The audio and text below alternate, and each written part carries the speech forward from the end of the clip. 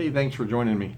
So I'm shooting today from my hotel room in Albany, New York. I was on a business trip and had to come to Albany. There's some really beautiful architecture here, which I'm going to take advantage of when I go out and take some pictures later.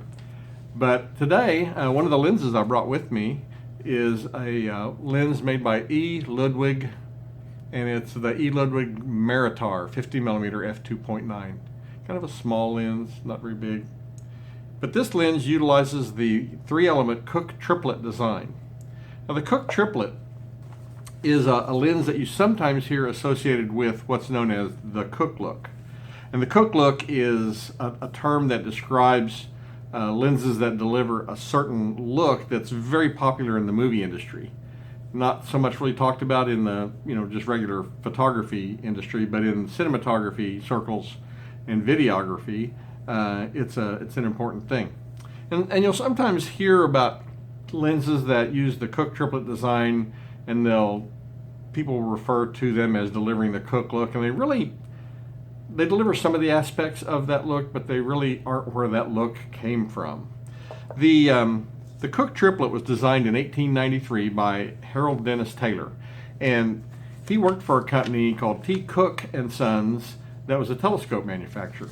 Now the Cooke Triplet is comprised of 3 elements. And I'm going to put a diagram up so you can kind of see some of this, but there's 2 plano convex elements with the convex sides each facing outward on each end, and those are made of crown glass. And then there's a center biconcave element, in other words it's concave on both sides, in the middle, that's made of flint glass. And it was a big improvement in optical lens design at that time. It was the first lens that corrected for all 5 of the main monochromatic Seidel aberrations. Now those aberrations are spherical aberration. So a curved lens surface, the light rays coming through the edges tend to focus in a different point than the light rays that come in through the center.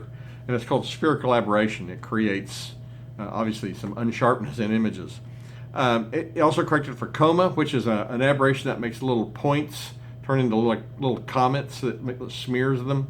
It corrects for coma, so that's coma. It corrects for astigmatism, which if you wear glasses, you probably know what astigmatism is. It's where the image is not the same in all planes. Like if you take your glasses off, if you have astigmatism and you rotate them, you can see things really kind of change because your eye is not behaving in the same way horizontally as it is vertically and at other angles. It also corrected for field curvature. So field curvature, a lens normally we think of as, image comes through a lens and it's projected onto the film, and that we think of that image as being flat. But with a lot of early lenses, the image was kind of dome-shaped or rounded. And so it might be sharp in the middle, but then it would really roll off at the edges, or you could make the edges a little bit sharper, the center would be off. And that's a flatness of field. And then both barrel and pincushion distortion, which we're just calling those distortion. So barrel distortion is where the straight lines near the outside edges of the frame tend to curve outward, and pincushion is where they curve inward. And so those 5 main aberrations, this was the first design that corrected for all 5 of those at one time with one lens. And that was a big deal. Now, keep in mind, I said monochromatic aberrations. At that time, most of your film was orthochromatic. Orthochromatic film was sensitive in the blue-green spectrum but didn't really see red. It's kind of like photographic printing paper, black and white, where you can go in the darkroom, you have a safe light on, you can see what you're doing, and the paper's not affected by that reddish orangish light. And it's because it's orthochromatic. Now, in the late teens, early 20s, panchromatic film became available. Panchromatic film, which is what we know of most of our black and white films now, are sensitive to the whole visible light spectrum and some infrared probably, and probably a little bit of ultraviolet. But it covers the whole visible spectrum of colors. And so lenses that worked well with orthochromatic films didn't always do as well with panchromatic films. But the Cooke Triplet actually also tended to correct some chromatic aberrations, which are errors where one color focuses in a different place than the other, or than others. So the Cooke Triplet really was an amazing design, and it was used heavily, still probably used today in some inexpensive cameras, but it's used heavily, especially in the early 1900s, even up through and past World War II, It was used for a lot of low-end, inexpensive cameras because it was inexpensive to make. This Meritar is one of those kind of lenses. It was an inexpensive lens for an Exacta, and you know, it was just it's an inexpensive lens to manufacture. The Cooke Triplet, if you stop it down a little bit, actually does perform fairly well. They're known for being fairly sharp in the center, but then the edges tend to drop off pretty quick, and if you stop them down, they get better. Some preliminary tests I've done with this lens kind of indicate to me that it actually does better than I thought it would. It's if you're looking for a lens that's like super crispy, sharp, even like Pentax Takumar sharp, this is not your lens.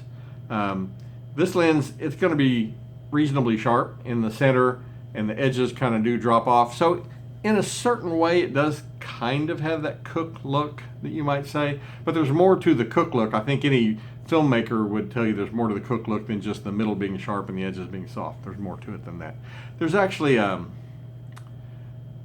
there's the color, the way it renders colors. There's the way it separates foreground from, you know, focused foreground from background in a way that looks very natural to the eye. It has just a lot of really unique properties. And so you kind of could say you get the Cooke look from a Cooke Triplet, but not exactly. So anyway, so the Cooke Triplet, it's called the Cooke Triplet because the T. Cooke & Sons telescope manufacturer, they actually didn't really want to manufacture camera lenses. So they licensed the design to Taylor and Hobson, which later on became Taylor Hobson, which became Taylor Hobson Cooke, which later on just became Cooke. And that's the company we know today as Cooke that makes movie camera lenses. The deal with T. Cooke & Sons is they sold this or licensed this design to Taylor and Hobson. One of the conditions of that was that they had to name it a Cooke lens. They had to use the word Cooke in the name of the lens. So that's why we know it today as a Cooke Triplet. Cooke since then has, you know, they've made a lot of different lenses, and the Cooke lenses that are known for the Cooke look are those called a Speed Panchro, and they started making them in the 20s and made them through the 60s, and they've actually even brought them back out with new designs now. The early versions before World War II were not coated. After World War II, they came out with the second version that was coated, and then later there was a third version that had some, I think some lanthanum glass and some other things was introduced. But the Cooke Speed Panchros are the lens that gave us what we know as the Cooke look. So this lens that I have, like I said, is an E. Ludwig Meritar 50mm f2.9. It's an exact amount. It was kind of funny. I saw this on eBay, and it was really cheap. It was $20, and instead it had fungus. And I thought, well, I'll take a chance on it. Sometimes I can clean that up pretty well. And so I bought it, and I got it home. You know, when I got it home, I noticed that there wasn't any fungus. There was, on the front element, there was a bunch of fuzzy dust that cleaned right off, and the glass is just beautiful. There's not even a dust speck in it, and the outside of the lens just looks gorgeous. I mean, there's no scratches. All the machined edges are still sharp. It's in as like new condition as you can get without it still being in the box. It's really gorgeous. So I've done a little bit of preliminary testing with it. Like I say, it's reasonably sharp in the center, drops off some on the edges, but not as much as I thought it might. It has kind of a unique look. It's probably going to be a pretty interesting lens to use. Now this is the Meritar. It's what's known as a preset lens. So you have your aperture ring here you can turn, and you have this preset ring. And you notice that there's, so I can show it, there's a dot here on the ring, and there's a dot on that black ring. The black is where the actual stop is at. This aluminum ring, the bright metal ring, you actually pull it down and you can turn it to a different f-stop, and that's where it then stops once you turn. So if I were to set this, if I want a maximum aperture of f5.6, I could open up to f2.8 and then focus my camera and then stop down to f5.6 to take a picture. It's called a preset lens. And in the 50s when this was made, that was a pretty common thing. So this lens is pretty light. It weighs 3.5 ounces. Doesn't focus super close. It's like 0.8 of a meter, or what is that, 2.6 feet, something like that. It is an exact amount. I have, if you watch some of my previous videos about the Meritar, I have an exact adapter, which it goes right on. And so I'm going to use this on my EM5 Mark II. And I'm going to go out and take some pictures with this. And here in Albany, like I said, it's the first time I've been to Albany, New York. It's really beautiful here. There's some really old architecture, and there's some new architecture. The old stuff's really kind of what, you know, I like. So I'm going to go out and take some pictures and let you take a look at all those. We'll come back and talk about those pictures after I get back.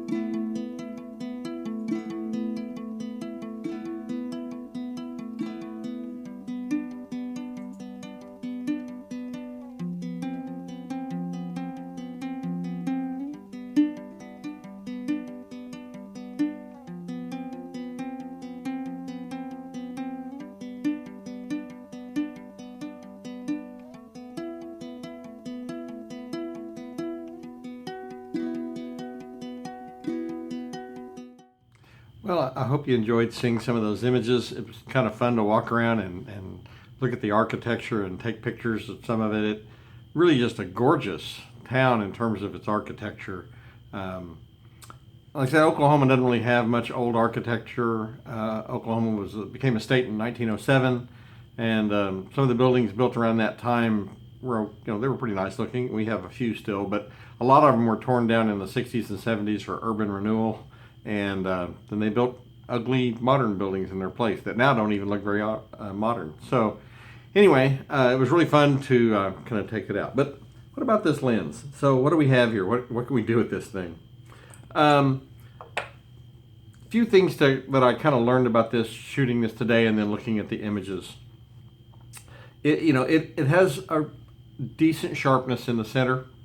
It likes to be stopped down to around f8 to get good sharpness. And when you do that, you get good sharpness, and the sharpness goes out. Again, I'm shooting micro 4/3, so for me it goes out pretty much all the way. If you were shooting full frame, you might see that at the edges you're still a bit soft. How much exactly, I guess I'd have to shoot it on a full frame camera, but just judging on how much I see fall off on micro 4/3, even the stop down is definitely going to get softer at the edges on full frame. I may have to at some point.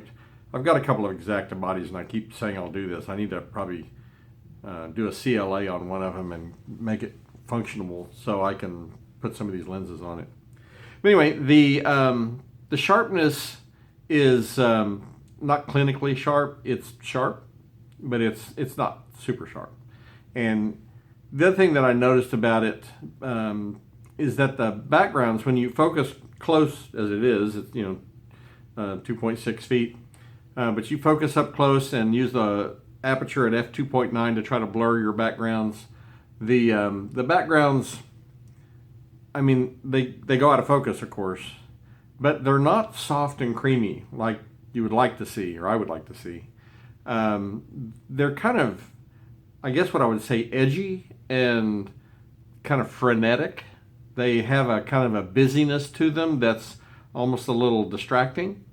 It's almost like there's multiple versions of the same image kind of scattered around each other, all out of focus. You can kind of see that there's some detail that's trying to render, but it's really not. And I don't know, it's distracting. I did not find the out of focus backgrounds to be very attractive. So what good is this lens? Well, I think where this lens would really shine would be to use it to recreate images that have a really vintage look. Now, I don't mean just a film camera look, but a vintage film camera look, like maybe made with a camera made in the early 1900s, at least certainly before World War II, the first half of the century anyway.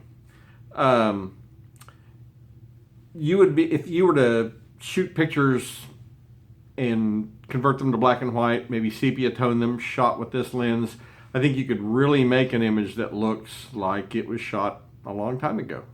For example, I have a friend that is a chuck wagon Dutch oven cook. He takes his chuck wagon around and goes to these different events, and he does Dutch oven cooking and cowboy cooking, I guess it is. And Bill, if you're watching the video, I know he watches some of mine. This is your chuck wagon I'm talking about.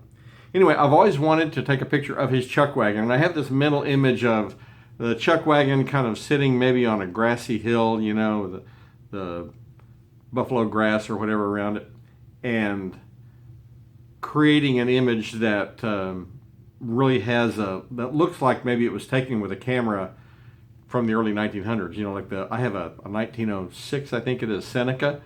I was actually going to use that to photograph it. And I probably would have shot some stuff digitally too, but I think this would be a good way to reproduce those kinds of images. They would have that kind of vibe. I think these would be good for still lifes. Again, I think the best place for this is probably going to be black and white. I did notice that the colors were kind of cool. And of course you can fix that in post. You can warm them up. That's not a problem. But I did notice that the color rendition of this lens is a little bit cool.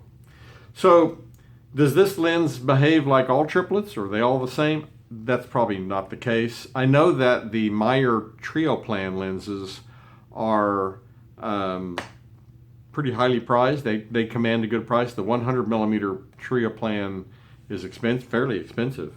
So, there probably are some triplets that maybe are more desirable in their image qualities than this is. This is not a lens you run across all that often. It's the Meritar by E. Ludwig. It, for the price I paid, certainly I didn't lose any money for doing it, and it's in gorgeous shape. And the focus is really smooth on it. It's a wee bit stiff. The grease needs to be replaced, and the aperture ring moves very smoothly. The whole thing is just functionally just gorgeous, and it's really beautifully made. I mean, this lens is for a lens that's supposed to be a cheap lens, they did a really decent job. I'm kind of impressed. Some of the things I'd read about the Meritar were that they were pretty junky, but obviously this one is in nice shape and is really nicely made. So, I think it'll certainly have a place in my arsenal of lenses. I think I will look for those times when I want to create that really vintage film look, black and white, maybe sepia toned. I think it'd be great for that kind of thing. If I want something that has a soft, creamy background, the 58 millimeter Biotar, or if you have a Helios, one of those would be better. Or my super multi-coated Takumar 15 millimeter f2. Those Takumars make beautiful soft backgrounds.